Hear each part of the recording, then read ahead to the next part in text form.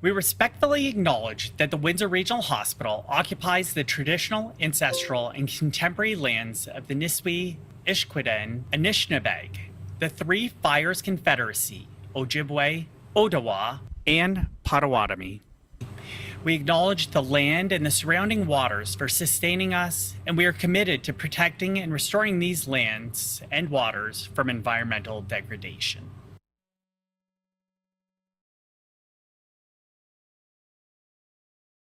Good evening, everyone, and welcome to the March 2nd, 2023 Board of Directors meeting. I'm going to call this meeting to order. It is 5:01 p.m. Do we have any declarations of conflict of interest? Seeing none, thank you. Can I get a motion to approve the previous minutes? Patty France, seconded by Dr. Lori Freeman. Thank you. Questions or comments with regards to those minutes? Seeing none, all in favor? Wonderful, thank you. So I will, everybody is probably noticing, many of us have on our hats, the Hats On for Healthcare, supporting the Windsor Regional Hospital's pediatric program and neonatal intensive care unit kicked off yesterday. So this is an annual event hosted by the Windsor Regional Hospital Foundation. Individuals and organizations, together with their employees, members, and clients, are invited to put on a fun and creative headwear and fundraise in support of much needed programs and services. This year's event will support, again, the pediatric program and neonatal intensive care units at Windsor Regional Hospital. So please just pop on over to hatsonforhealthcare.ca. There's a QR code there that will make your life very easy. The second thing I wanted to bring up tonight is Windsor Regional Hospital will be holding a couple of town hall sessions next week or in the coming weeks. Please, if you haven't registered for these town halls, please go to our website and put in your email, and then you can be kept up to date on all the happenings with the new hospital. So that is all I have for tonight. Our president and CEO is out for the evening. He sends his regrets, but he says hello to everybody in YouTube land. So we will be joined by our CNE, Karen Riddell. Karen? Thank you, Mr. Chair, and good evening, everyone. Just a short presentation tonight. So Matt, if you can pop that up for me.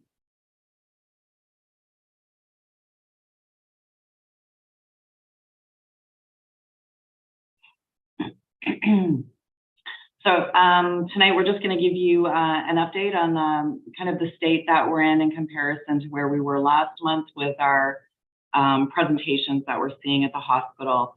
So Matt, if you can just go to the next slide, please. So this slide will look familiar. We've looked at it over the last couple of months. The yellow is our non-respiratory visits to our emergency department. The blue line is our respiratory visits, and then the green is our total volume. So you can see that over the past month since January, our respiratory visits have diminished, and you'll see on the coming slides that replicated with the types of cases that we are seeing. And then there has been, with that respiratory decrease, but overall, our non-respiratory and ED visits are pretty stable. Next slide, please. So you can see here, the dark blue line is our patients admitted for COVID, and you can see a promising drop in those cases. So we were sitting with 85 presentations in January, down to 51 in February. Patients that are presenting with COVID, meaning we test all of our patients on presentation and admission. So that number is staying pretty steady month to month. We had 73 in January and 71 in February. So those patients are not necessarily being treated for COVID. They just have that as a finding when they are tested. And the orange line is influenza, and we've seen a really rapid decrease in those cases since December. We were down to 14 in January and only 1 in February, so very promising. And last but not least, RSV. I think we all remember the large surge in RSV cases that we were seeing in our pediatric population in November and December, and those numbers have come down significantly with 26 in January and 7 in February. So it's nice to see a decrease in those respiratory illnesses as we get closer to spring. Next slide.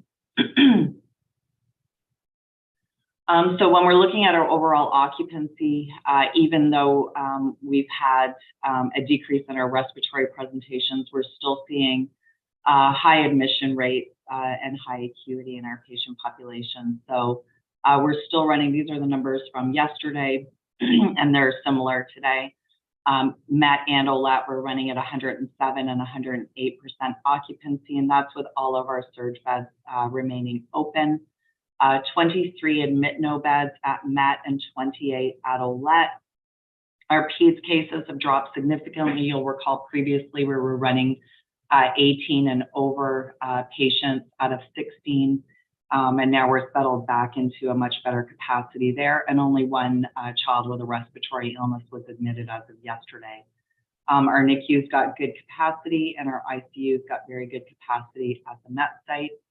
Over at OLET, our ICU was running 19 out of 20 yesterday and 10 out of 12 in our CCU, but we have much better capacity today. So overall sitting well in our pediatric NICU and critical care beds, but our medical and surgical beds are running very tight still.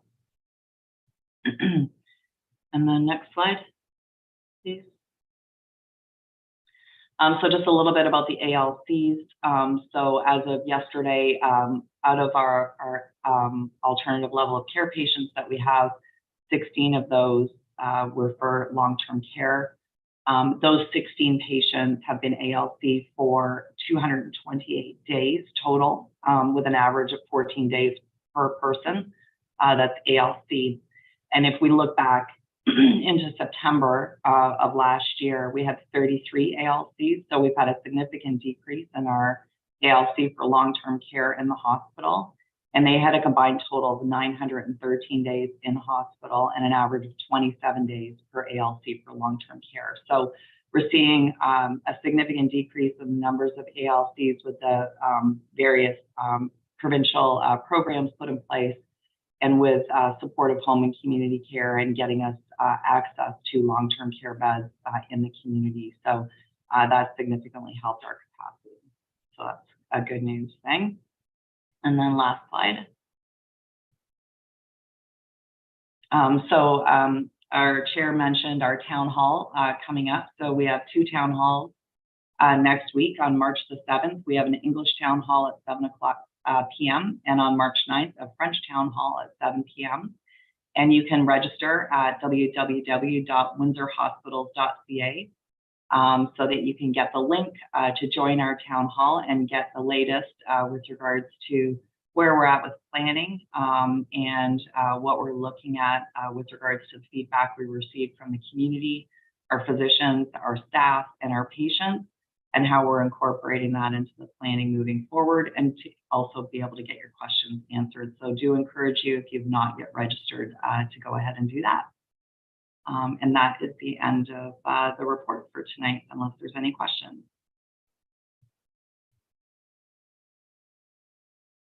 Questions for Karen?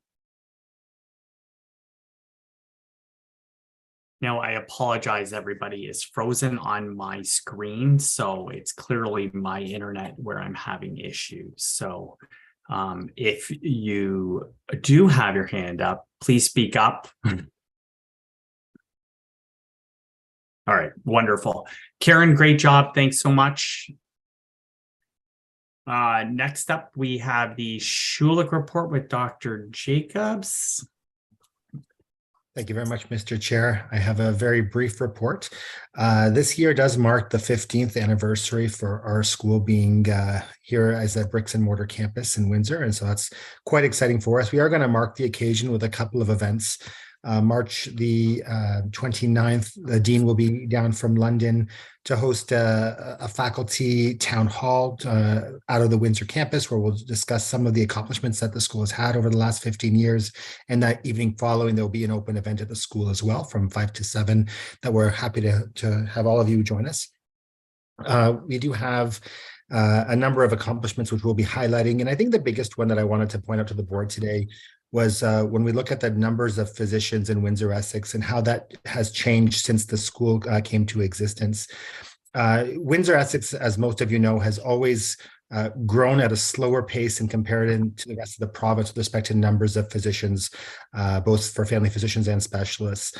When we look at 2008 as being the sort of punch point of when we started having students studying here full time, and you compare the rates of increase since that point, by 2020, from 2008 to 2020, we increased the number of physicians in Windsor, Essex by family doctors by about 36% and specialists by 30%. And those are dramatic numbers, and a lot of things go into it beyond just having the school here. But when you sort of compare that from the preschool and post-school, that's a number that we can't help but feel that we did contribute somewhat to as well. So we're very proud of that. And it's something that you'll hear a lot about over the next coming weeks as we start to put out all of our releases around some of the successes that we've had here in Windsor, Essex with respect to healthcare infrastructure. The only other thing I wanted to draw everyone's attention to is that we are celebrating our award winners, our awards of excellence, which I believe I brought up at our last meeting as well, scheduled for April the 26th. All of you are, of course, welcome to attend. We'd love to have you there supporting some of the successes by our both faculty, staff, and students here in Windsor. That's all I have, though. Thank you very much. Perfect. Thank you. Does anybody have any questions or comments for Dr. Jacobs? And again, I apologize, everybody, if your hand is up, as long as there's only one, you can speak. I think if there is a hand up, I apologize. Dr. Jacob, congratulations. 15 years is phenomenal. It's great for Windsor, and thanks for leading the charge. So good work. Next up, we have the financial presentation with Mr. McLeod. Good evening, all. Matt, if you can put up the slides, please.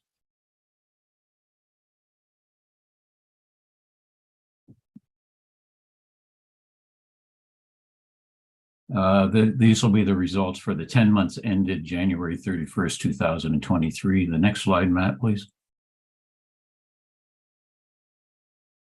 We have a funding update. The hospital received $775,000 in additional funding for CT and MRI hours applicable to fiscal 2022 and 2023. You can see the breakdown of the money below 1,210 hours for CT, which was 302,500, and 1,820 hours for MRI, which gave us funding of $473,200. Next slide, Matt, please. This slide's a little tidier. We've cleaned it up as COVID is starting to move into the background, and we have other slides that talk about the COVID impact.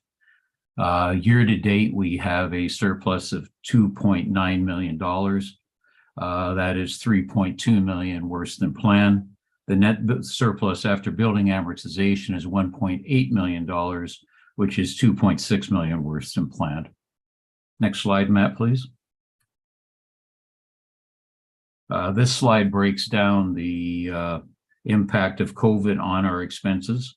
There's $21.4 million in COVID expenses. Unfunded COVID expenses total $4.3 million due to the differential between nursing interns, expenses no longer funded via the government, sick and isolation costs and additional staffing, incremental PPE, additional shuttle cost, and storage of equipment. Unfunded expenses have been reduced. Unfunded expenses have been reduced by the pandemic prevention and containment funding, and that has been applied to these expenses. Next slide, please, Matt. This slide breaks down the revenue shortfall in 3 categories that are not funded. Volume-based, quality-based procedures, neuro, cardiac, and wait times. When compared to the budget volumes, there's a $9.9 million shortfall, 2.8 million revenue loss in patient services, and 600,000 revenue loss in other recoveries. Next slide, Matt, please. This slide breaks down the variances on other supplies. Year to date, we have, as you can see, 1.1 million building ground maintenance, 470,000 in physician recruitment, 400 in minor equipment purchases, 400,000 in referred out transportation, 300 in food cost, and 157,000 in utilities. That completes my report, Mr. Chair, and I would make a motion to accept the report as at for the 10 months ended January 31st, 2023. And if you can't see that, it's seconded by Paul LaChance. Perfect. I literally just ran and got hardwired in so I can see everybody now. So I apologize for dropping off screen for a second. All right, perfect. Thank you, Paul. Questions, comments, concerns? Seeing none, all in favor? Wonderful. Thank you, everybody. And then we are moving on. This may be one of the shortest meetings we've ever had. We have our consent agenda there on tab D. We've already accepted our motion to accept the consent agenda. Michael Avoy, seconded by Mary Dawson. Thank you, both of you. Questions or comments? Seeing none. All in favor? Perfect. Thanks, everybody. I don't even know what to do. When David's not here, it goes so quickly. So I forgot to say one thing. I had it written down in a big yellow sticky note, and I just wanted to say a big congratulations to Patty France for receiving this year's Herb Gray Award from the Multicultural Council of Windsor Essex. So congrats, Patty. You do fabulous work for the Windsor region. I mean, 1, you're the president of the college, and 2, you give back to so many different organizations your time. So I think on behalf of the committee, thank you very much, and probably all of the community. So congratulations on a very, very well-deserved reward. That is May the 4th. So people out in YouTube land, please buy a table or 2 and support the Multicultural Council of Windsor and definitely Patty. And then big congrats to Bill over at Hotel du Grace Hospital as well. Again, very, very well-deserved recipients this year. So congratulations. Thanks, Anthony. Okay, with that, we have our printed materials there in tab E for your information. Any questions from the board? Questions, comments? Seeing none, wonderful. The date of our next regularly scheduled board meeting is April the 6th, 2023. And I think that is it. 5:19, I don't even know what to do. Can I get a motion to adjourn? Genevieve, seconded by Linda. Thank you. All in favor? Wonderful. Thanks, everybody. Why don't we say for our in-camera session, why don't we come back in 5 minutes if that's good for everybody? Perfect. Thanks, everybody. Have a good week or